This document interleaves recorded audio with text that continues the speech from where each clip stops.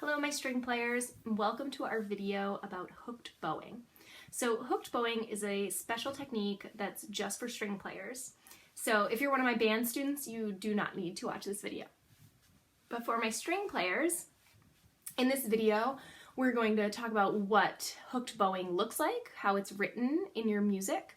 I am going to demonstrate it on cello and violin, and we're going to practice it together. I'm also going to tell you where you can find hooked bowing exercises in your lesson book and how you can practice them. So before we get into the hooked bowing itself, I'm going to review a couple things that I talked about in my last video so that you can tell how a hooked bowing is different from a slur or a tie. So let's review. The very first thing I need to make sure all of you guys are clear about is your down bow marking and your up bow marking. This is what your down bow marking looks like. This is what your up bow marking looks like. Let's practice playing a down bow and an up bow so you remember which one is which. Down bow starts at the frog to the tip. Down bow. Up bow is going from the tip to the frog, like this. Let's see it on cello. Down bow on cello, coming out to our right. Up bow to your left.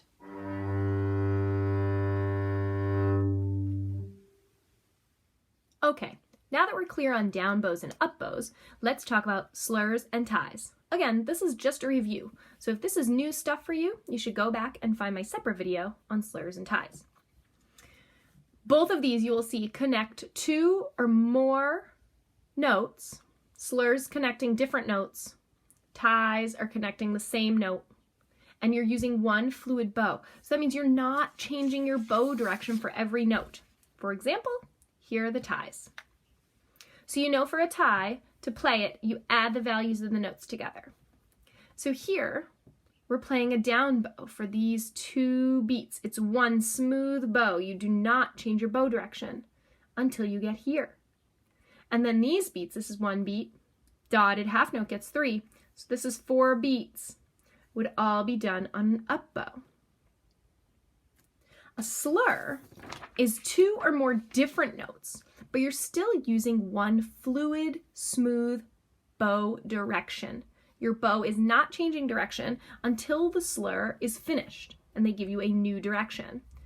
So for example, here, these two notes will be played all on a down bow. These two notes will be played both on the up bow. All right, so let's play a tie on the violin. I'm gonna play it on my A string. Let's pretend I'm tying a half note to a half note. So I'm gonna do 4 beats, because that's 2 plus 2. 4 beats, one direction with my bow. Here we go. 1, 2, ready, play. 1, 2, 3, 4. That's it. That's your tie. Let's do a slur. I'm going to slur A, B, C sharp, D. Here we go. 1, 2, still with one bow. Okay, let's do that again. See how I kept my bow going one direction? That's your slur. Let's see it on cello. Here's a tie on the A string.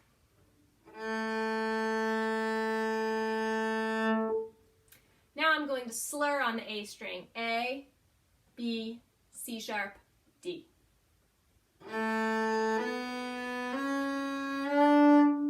See how my bow moved in one direction? That's the fluid bow movement that I'm talking about. Slur. Here it is.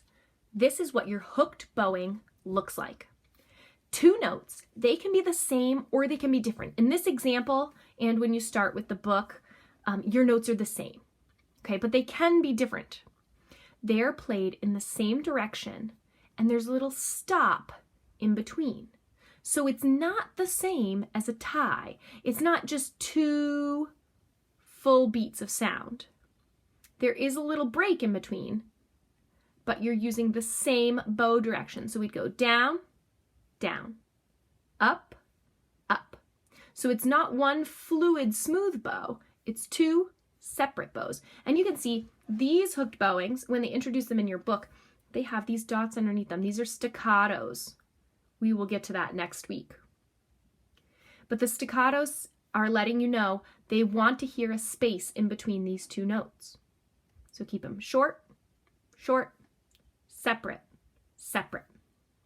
Let's practice playing some hooked bows. Time for hooked bowing. So in this, I'm going to play, let's hop over to my E string.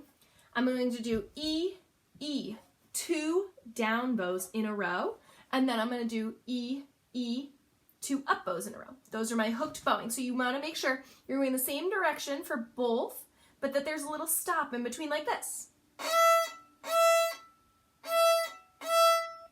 You can even say the bowing out loud if that helps. Down, down, up, up, down, down, up, up. Okay. How about we try to change some notes? So let's do E, E, F sharp, F sharp, G sharp, G sharp, A, A. Here we go. 1, 2, ready, down, down, down, down. Now up, up, down, down, up, up. Let's go backwards, starting on that A. Ready, down, down, down, up, up, down, down, up, up. And that is one way you can practice your hooked bowing. Let's go to cello. Okay, cellos, your turn. So let's start over on our D string. And let's just do D, D, D, D. So we're doing our hooked bowing of down, down, stop, down, up, stop, up. Ready? 1, 2, ready on D.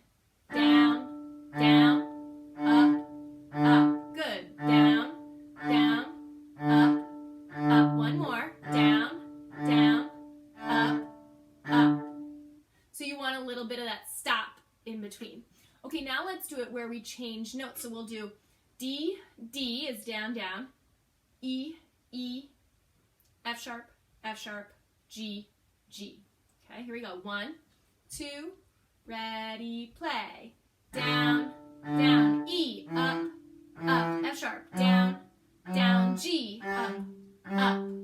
Let's go backwards. 1, 2, ready, starting with G down bow. Down, down, up, up, E, up, down, open D.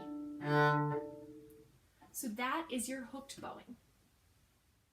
So the exercises from the book that you can use to work on this start on page 28, no matter whether you're cello, this is the violin book, but cello book and viola, they all start on 28, exercise 108 right here. And you can see they've described the hooked bowing here. It's the curved line with the staccato marks.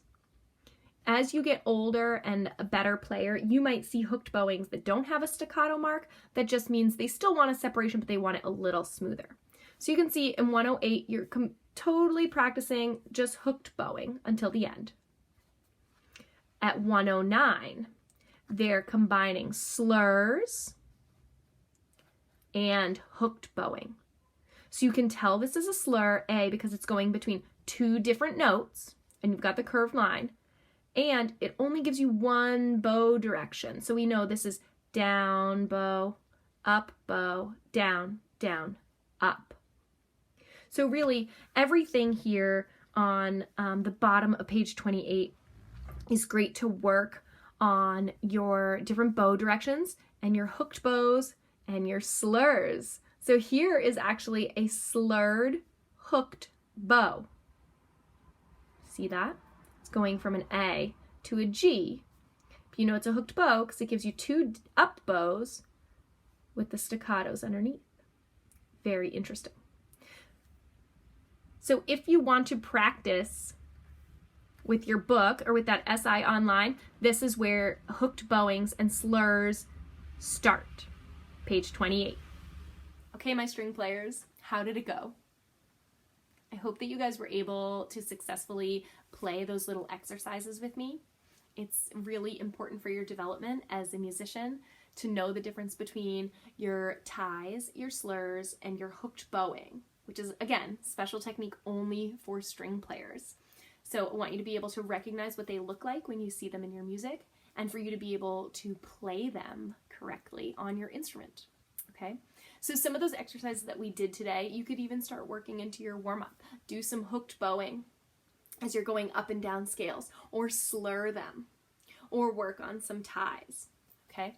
So I want you to keep practicing, keep working. If you're not at page 28 yet, that's fine. When you get to page 28, come back and watch this video, and then, you know, start working on your hooked bowing stuff. So as always, if you need me, you know how to get in contact with me. You can send me a message, let me know if there's anything specific that you would like to work on. Other than that, keep practicing and stay safe.